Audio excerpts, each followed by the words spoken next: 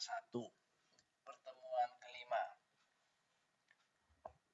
Persekutuan bagian kelima, likuidasi sekaligus.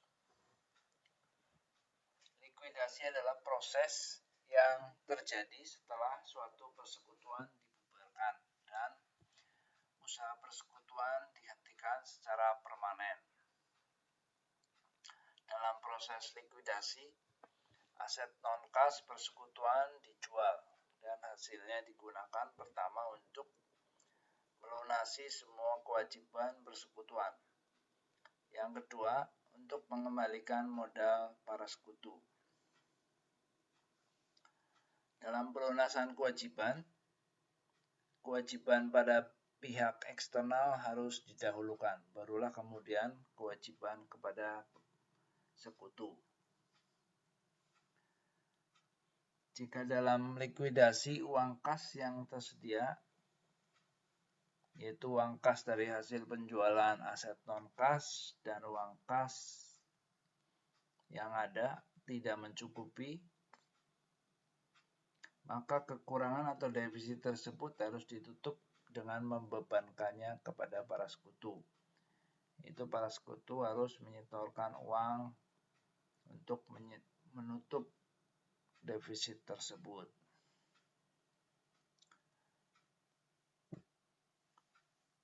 Ketika ada sekutu yang tidak mampu, maka sekutu yang mampu harus menanggungnya. Pembagian beban kepada para sekutu tersebut disesuaikan dengan skema atau kesepakatan pembagian laba rugi persekutuan.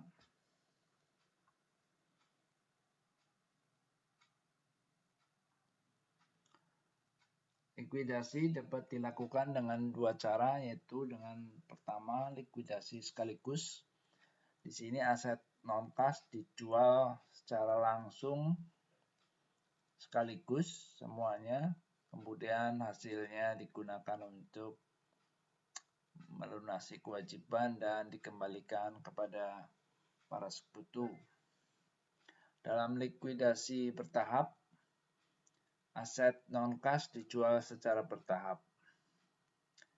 Pembagian pelunasan kewajiban dan juga pembagian kas kepada sekutu sebagai pengembalian modalnya juga dilakukan secara bertahap. Likuidasi bertahap ini dilakukan dengan tujuan agar aset non-kas yang dijual dapat memperoleh hasil yang semaksimal mungkin. Karena jika aset non-kas ini dijual sekaligus secara cepat, maka hasilnya kurang memuaskan. Kita akan melihat ilustrasi mengenai likuidasi sekaligus, yaitu persekutuan fidel sebagai ilustrasi. Di sini persekutuan fidel memiliki 3 orang sekutu, yaitu Fikri, Della, dan Lala. Skema pembagian laba rugi persekutuan adalah sesuai dengan rasio sebagai berikut: 40%, 30%, 30% masing-masing untuk Fikri, Della, dan Lala. Kemudian pada tanggal 31 Desember 2020, para sekutu sepakat untuk membubarkan persekutuan dan melikuidasi aset-asetnya. Adapun neraca persekutuan per 31 Desember 2020 adalah sebagai berikut. Aset di sini adalah terdiri dari kas, kemudian aset yang dimaksudnya adalah aset non-kas dan aset selain piutang kepada sekutu. Di sini ada piutang Fikri. Fikri adalah salah satu sekutu dari persekutuan fidel.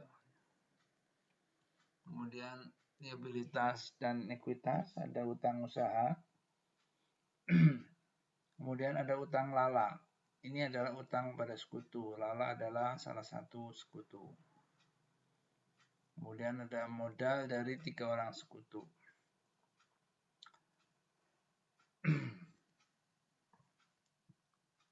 Dalam likuidasi tersebut, aset non-kas yaitu yang mempunyai nilai buku 82.000 ini hanya terjual atau terrealisasi sebesar 70.000.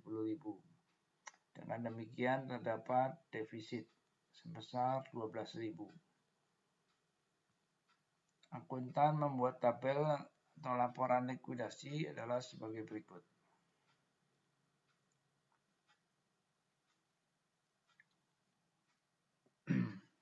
Di sini dalam tabel ini ada kolom keterangan, kolom aset, dan kolom liabilitas dan ekuitas. Pada baris pertama adalah neraca. Itu posisi awal sebelum realisasi atau penjualan aset non-kas. Di sini kita memindahkan angka-angka yang ada di neraca ke baris pertama ini. Sisi kiri adalah aset, sisi kanan untuk liabilitas dan ekuitas.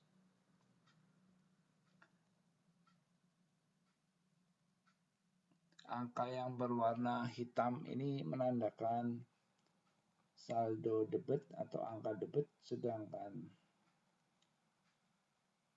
angka yang berwarna merah menandakan saldo debit atau angka saldo kredit atau angka kredit. Kemudian di bawah kolom modal ini adalah rasio pembagian laba dan rugi. 40%, 30%, dan 30%. Itu adalah rasio atau skema pembagian laba dan rugi persekutuan Fidel. Kita akan melihat baris kedua adalah realisasi atau penjualan aset non-kas. Di sini aset non-kas sejumlah 82.000 terrealisasi hanya menghasilkan uang kas sebesar 70.000. Jadi terdapat defisit.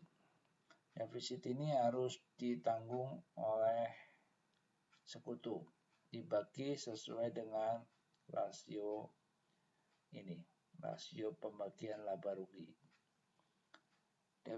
Defisit yang terjadi sebesar 12.000 mengurangi modal Fikri, Della, dan Lala sebagai sekutu, yaitu sebesar 4.800, 3.600, dan 3.600 ya. Jadi 12.000 dikali 4% adalah 4.800, 12.000 dikali 30% adalah 3.600. Ini mengurangi modal dari masing-masing sekutu.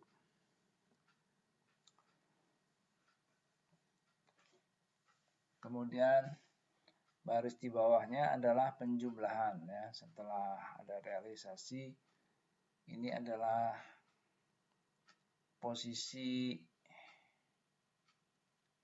setelah aset non-kas dijual.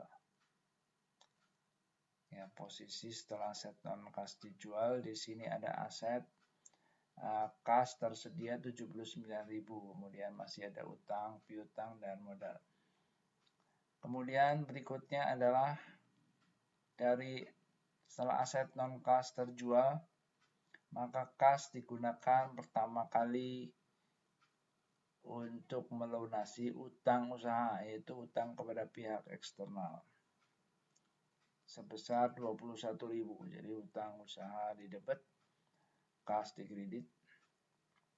Kemudian baris di bawahnya kita menjumlahkan lagi, mendapatkan hasil posisi neraca setelah pelunasan utang usaha. Di sini kas sudah berkurang menjadi 58.000, kemudian masih ada utang, piutang sekutu, dan modal sekutu. Kemudian Step berikutnya adalah konversi utang piutang sekutu. Ya, utang piutang sekutu di sini piutang sekutu dialihkan menjadi modal. Ya, jadi utang piutang sekutu dialihkan ke modal sekutu, dikonversi menjadi modal sekutu. Di mana piutang sekutu mengurangi modal dari sekutu yang bersangkutan, sedang utang sekutu menambah modal dari sekutu yang bersangkutan. Ya. Piutang sekutu berarti sekutu tersebut mempunyai hutang ya terhadap persekutuan. Jadi dia mengurangi modal sekutu tersebut. Hutang sekutu artinya sekutulah yang mempunyai hutang kepada sekutu tersebut. Jadi sekutu tersebut hutangnya piutang sekutu tersebut terhadap sekutu dialihkan menjadi modal, menambah modal ya. Jadi utang sekutu berarti piutang sekutu tersebut terhadap persekutuan ya. Nah, atau utang persekutuan terhadap sekutu ya, jangan bingung. Jadi kita lihat piutang Fikri 3.000 ini mengurangi modal Fikri sebesar 3.000. Dan di sini ada utang Lala, yaitu utang sekutu terhadap Lala sebesar 4.000 dikonversi menjadi modal Lala sehingga menambah modal Lala sebesar 4.000. Sehingga posisi setelah konversi adalah sebagai berikut. Modal Fikri, modal Dela, dan modal Lala. Di sini pada baris ini sudah